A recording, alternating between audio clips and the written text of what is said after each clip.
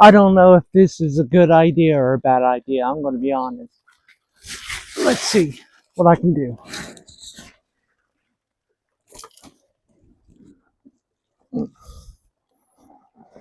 I'm going to try to do it Hercules style. Ah.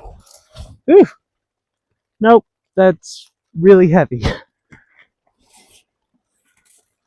This canopy has gone through so many insane Texas storms with crazy winds and crazy everything else, but the rare snow. And it's the one thing I didn't count on.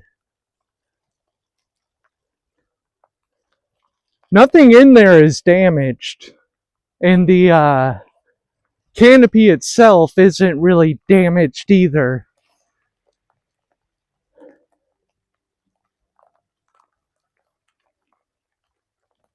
It's just,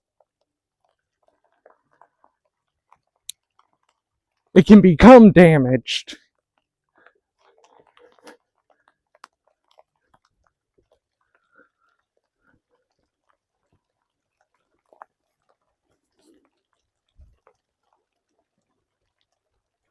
I have another canopy tarp, so I'm not stressing it too hard. But I didn't want it to happen. Hmm.